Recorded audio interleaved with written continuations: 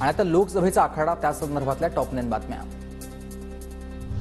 शांतिगिरी महाराजांनी नाशिकमध्ये काढली सायकल रॅलीत महाजनांनी स्वतः सायकल चालवलेली आहे। नाशिकमध्ये प्रचाराचे शेवटचे 2 दिवस बाकी आहेत।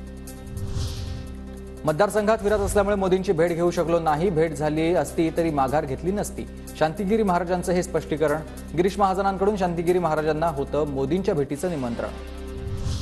बाळामामा कपिल पाटलांची बी टीम, शरद पवारांनी काँग्रेस संपवण्याची सुपारी घेतली। भिवंडी लोकसभेचे अपक्ष उमेदवार आहेत निलेश सांबरे यांचा हा आरोप आहे। फडणवीसांनी खोटे आरोप लावून मला अटक करायला लावली, अनिल देशमुखांचा आरोप। मात्र जेलमध्ये गेलो तरी चालेल, समझोता करणार नाही असं फडणवीसांना सांगितलं, देशमुखांचं हे वक्तव्य।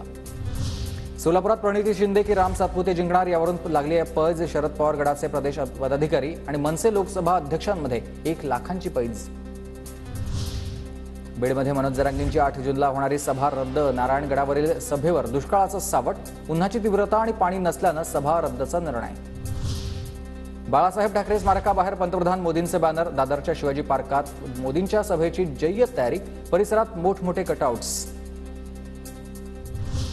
तर मोदींच्या उद्याच्या सभेचे शिवाजी पार्क परिसरात आणि शिवसेना भवन परिसरातील बॅनर महानगरपालिकेने हटवले।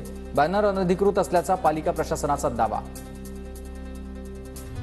महायुतीचे उमेदवार श्रीकांत शिंदेंच्या संकल्प यात्रा प्रसिद्ध झालेला आहे। संकल्प पत्रामधून कल्याणसाठी विविध विकास कामं करण्याचं आश्वासन।